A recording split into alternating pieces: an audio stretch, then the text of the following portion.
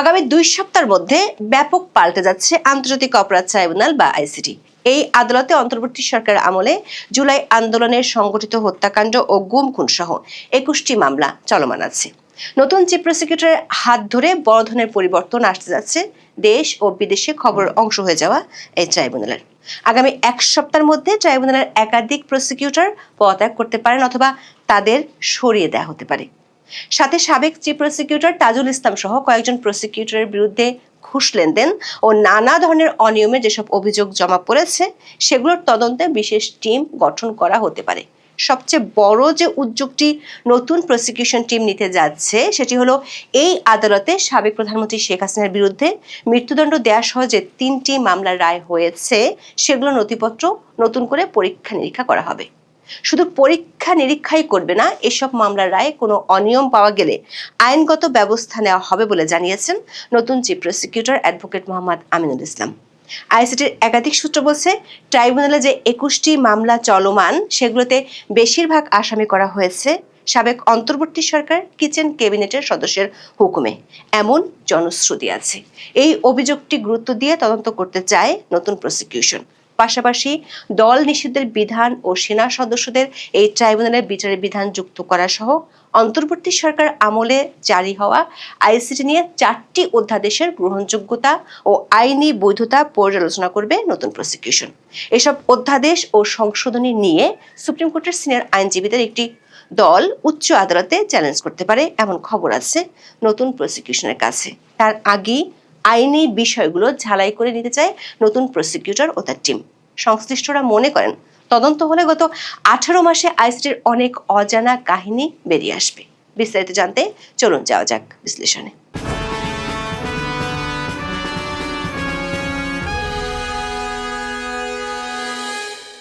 স্বাধীনতার পর 1973 সালে বঙ্গবন্ধু শেখ মুজিবুর রহমানের সরকার ইন্টারন্যাশনাল ক্রাইমস ট্রাইব্যুনাল অ্যাক্ট 1973 প্রণয়ন করে। এর উদ্দেশ্য ছিল পাকিস্তানি সেনাবাহিনী এবং তাদের স্থানীয় সহযোগী রাজাকার আল-বদর আল-শামসের বিচার হবে। তবে 1975 সালের রাজনৈতিক পট পরিবর্তনের ফলে এই বিচার প্রক্রিয়া দীর্ঘ সময় থমকে থাকে।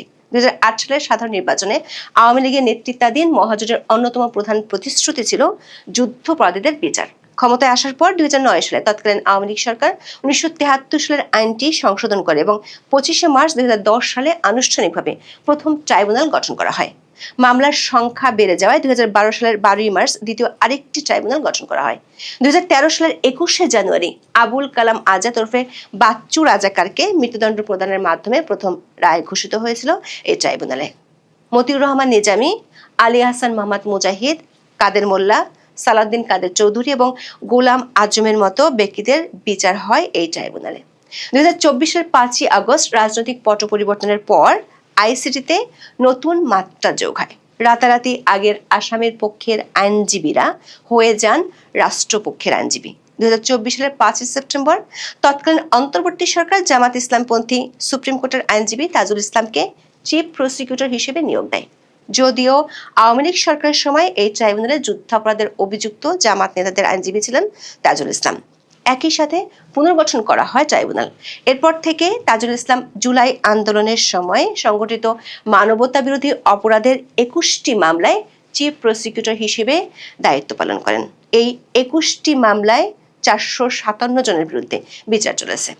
আসামিদের মধ্যে 293 জন পলাতক এবং 164 জন কারাগারে রয়েছে। প্রথমে একটি ট্রাইব্যুনালে বিচারিক কার্যক্রম চললেও পরে আরেকটি ট্রাইব্যুনাল গঠন করা হয়। 2 ট্রাইব্যুনালে এবছরের 9 ফেব্রুয়ারি পর্যন্ত 24টি আনুষ্ঠানিক অভিযোগ দাখিল করা হয়েছে।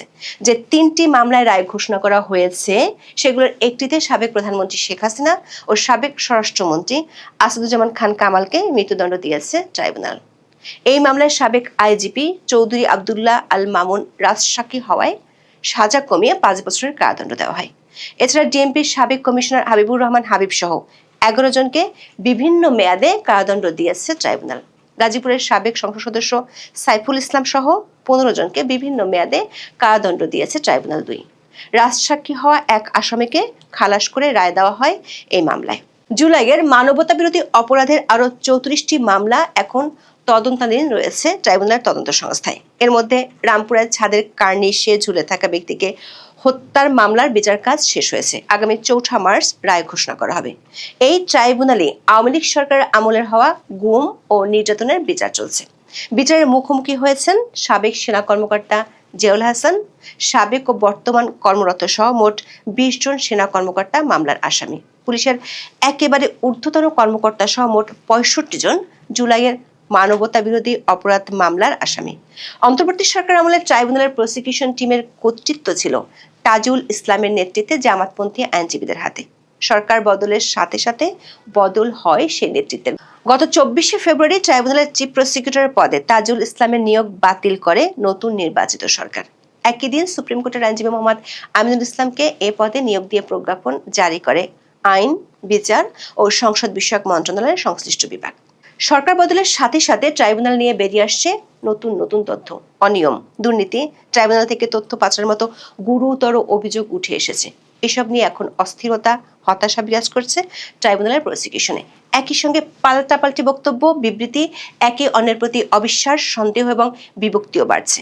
রাজনৈতিক মহাদর্শের জায়গা থেকেও কেউ কেউ প্রকাশ্যে কিংবা অপ্রকাশ্যে একে অন্যের প্রতি বিষোদ্গার করছেন। এসব বিষয়ে ট্রাইব্যুনালের চিফ প্রসিকিউটর মোহাম্মদ আমিনুল ইসলাম গণমাধ্যমকে জানিয়েছেন, তিনি মাত্র দায়িত্ব নিয়েছেন। আনুষ্ঠানিক কোনো অভিযোগ তার কাছে না গেলেও তিনি সার্বিক বিষয় অবগত আছেন। আগামী 15 দিনের মধ্যে প্রসিকিউশনকে সুন্দর ও সুশৃঙ্খল করতে আইনগতভাবে সব সিদ্ধান্তই নেবেন বলে জানান তিনি। বর্তমানে ট্রাইব্যুনালের চিফ প্রসিকিউটর আমিনুল ইসলাম সহ 16 জন প্রসিকিউটর কর্মরত রয়েছেন।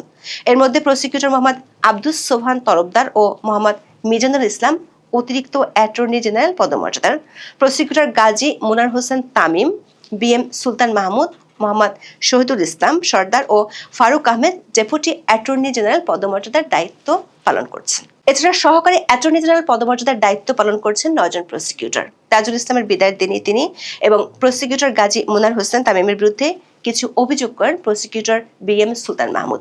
ইতিমধ্যে তাজুল ইসলাম ও মোনার হোসেন তামিম আনুষ্ঠানিক বিবৃতি দিয়ে তাদের বিরুদ্ধে আনা অভিযোগ অস্বীকার করেছেন।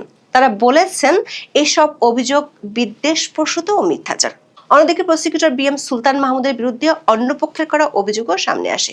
প্রসিকিউশন টিম থেকে সুলতান মাহমুদকে অপসারণ করতে গত 11 জানুয়ারি আইন ও বিচার উপদেষ্টা বরাবর একটি চিঠি দেন তাজুল ইসলাম। এতে সুলতানের বিরুদ্ধে বেআইনিভাবে ট্রাইব্যুনালের গোপন তথ্য বাইরে সরবরাহ, বিশ্বাস শৃঙ্খলা ও আচরণবিধি ভঙ্গ করা, সুপ্রিম কোর্টে নিরাপত্তা প্রহরীকে মারধর ও গুলি করে হত্যার হুমকি, গানম্যানকে নিয়ে তুচ্ছ কারণে যত্রতত্র যাকে তাকে গুলি করার নির্দেশ, স্ত্রীকে শারীরিক ও মানসিক নির্যাতন করার অভিযোগ আনা হয়। তবে সুলতান মাহমুদের স্ত্রী পাল্টা অভিযোগ করেছেন, পারিবারিক বিষয়ে তাজুল ইসলাম ও হুসেন তামিম তাকে ভুল বুঝিয়ে অভিযোগপত্রে স্বাক্ষর করিয়েছিলেন।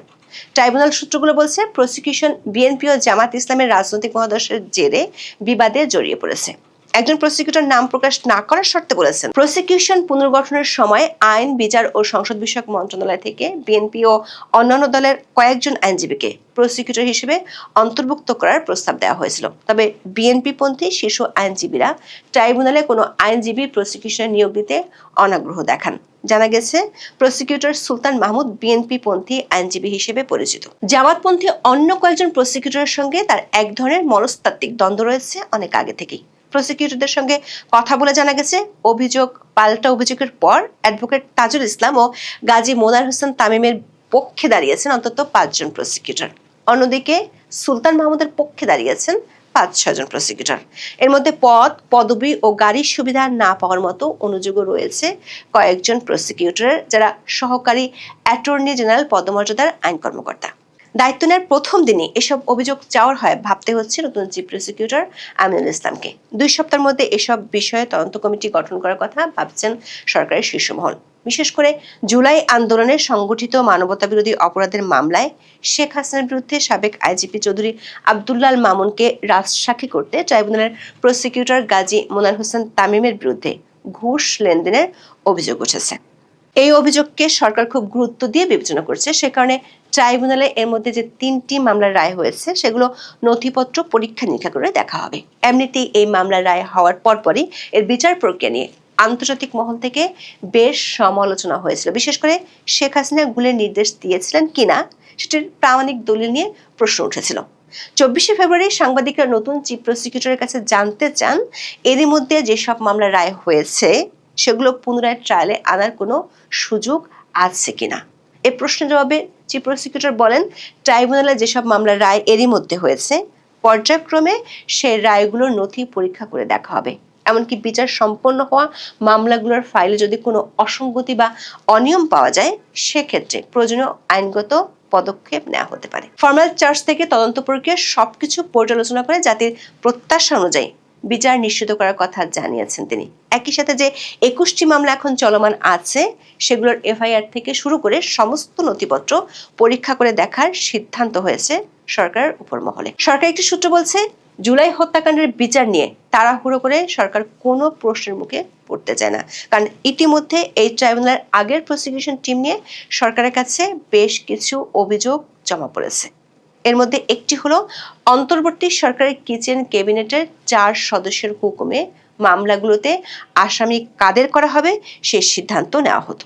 কিচেন ক্যাবিনেটের সদস্যদের নির্দেশে একটি বেসরকারি বিশ্ববিদ্যালয়ের আইন বিভাগের অফিস রুমে বসে কাগজপত্র ঠিক করা হতো। অনেককে মামলায় ফাঁসানোর ভয় দেখানো হতো।